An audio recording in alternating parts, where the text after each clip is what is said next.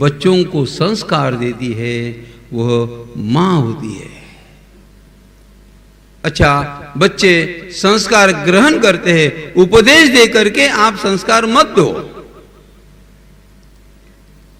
परिवार में जिस प्रकार का माहौल रहेगा उस माहौल का परिणाम अनजान में बच्चों के मन के ऊपर हो ही जाता है। मां यदि सुबह के समय में चाय पीने से पूर्व यदि तुलसी माता को सींचती है, तुलसी माता को जल प्रदान करती है, तो कन्या भी समझ जाती है मेरे घर में ये संस्कार है।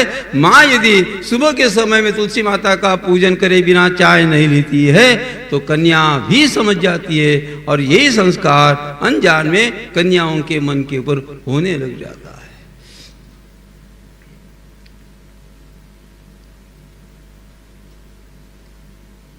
और आजकल की सो कॉल्ड एजुकेटेड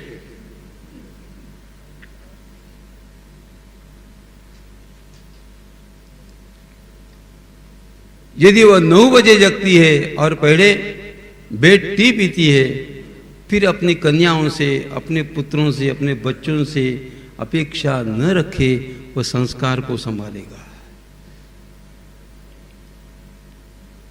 हम तो यहां तक कहते हैं भाई हमें पूजा की आवश्यकता नहीं है।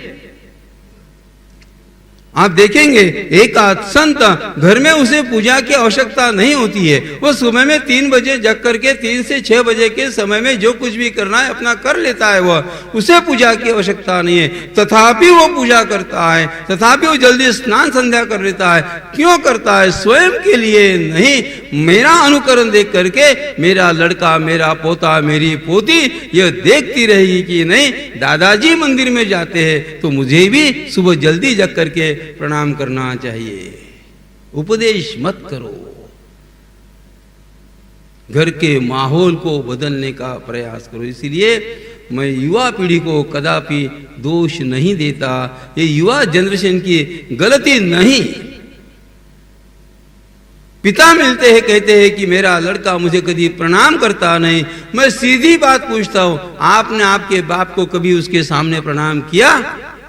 आपने नहीं किया तो आपका बच्चा भी कभी आपको प्रणाम नहीं करेगा।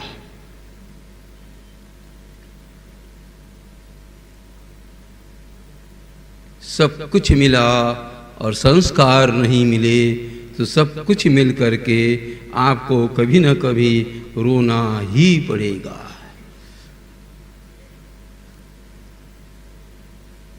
जितना जितना सुख भोगने का आप लोग प्रयास करोगे उतना उतना मनुष्य ये दुखी होते जाएगा। मनोरथा नाम अगतिर न विद्यते, मन में जितना सुख प्राप्त करने की इच्छा उसका कहीं पर भी अंत नहीं है। त्यागात् शांति रणंतरम हमारे सनातन धर्म का स्लोगन है। यदि आप शांति चाहते हो, यदि आप आनंद चाहते हो, यदि आप सुख चाहते हो, ये पाने से नहीं, भोगने से नहीं, त्यागात् शांति रणंतरम, त्याग में सुख की प्राप्ति है, भोग में नहीं।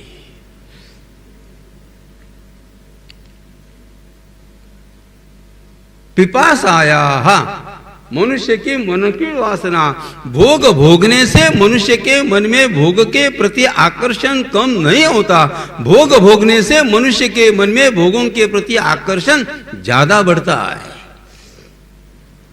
हविषा कृष्ण वर्तने वो, जैसे घी में यदि हम यज्ञ में घी की आहुति प्रदान करते हैं तो जैसे अग्नि नारायण भगवान बढ़ जाते हैं, उसी प्रकार भोगों का है। छोड़ो। और यह आदत हमारे लोगों को लगाने के लिए हमारे धर्मशास्त्र में एकादशी का व्रत है, यह आदत लगाने के लिए गुरुवार का व्रत है, यह आदत लगाने के लिए सोमवार का व्रत है, यह आदत लगाने के लिए पूर्णिमा का व्रत बताया गया है।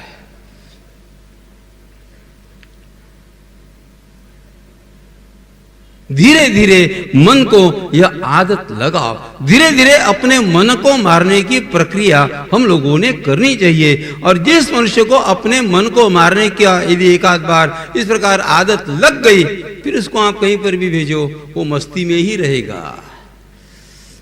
मन को मारने की आदत लगा।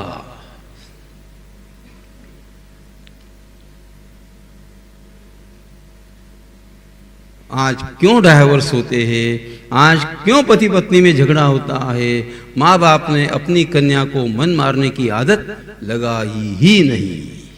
जो मांगा वो मिला, ये मांगा वो 100 रुपया मांगती है, माँ 200 रुपया देती है, वो 100 रुपया मांगती है, बाप 1000 रुपया देता है। सब अपने मन जैसा होता है। जैसे पियर में मेरे मन जैसा होता है, वैसे ससुराल में भी मेरे मन जैसा होना चाहिए। ये संभव नहीं होता। एक बात अपने मन जैसी होती है, एक बात अपने मन से विरुद्ध में होती है।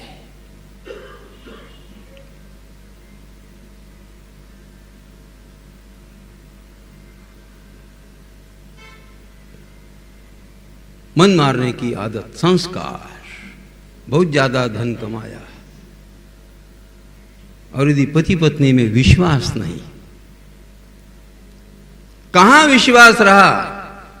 टू बी फ्रैंक, मैं कहना चाहता हूं, आप मुझे बताइए किस परिवार में ऐसा है?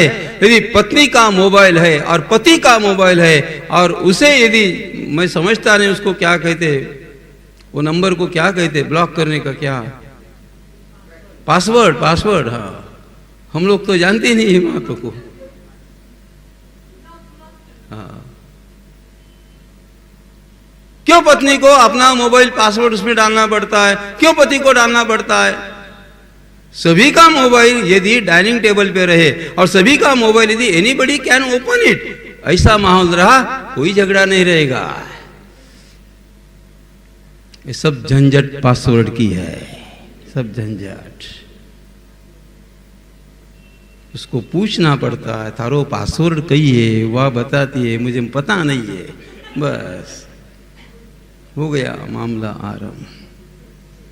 थोड़ा सावधान रहो, आपको सब कुछ मिलेगा, लेकिन जैसे जैसे आपकी शारीरिक क्षमता, जैसे जैसे आप वृद्धत्व की ओर बढ़ते रहेंगे, उस समय एकांत में बैठे बैठे आप रोने के अलावा और कुछ नहीं कर पाओगे और आपका कोई नहीं रहेगा। संस्कारों को संभालो।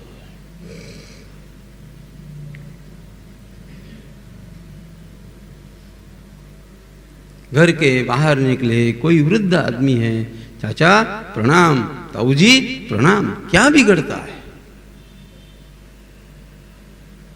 बहू पड़ोस में रहने वाली माता को प्रणाम करती है, अपने सास को प्रणाम कर नहीं करती वो।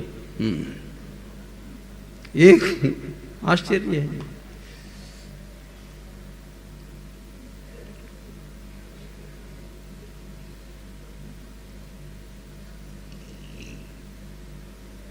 संस्कार है तो जीवन में सुख है, संस्कार है तो जीवन में सभी प्रकार का आनंद प्राप्त हो सकता है।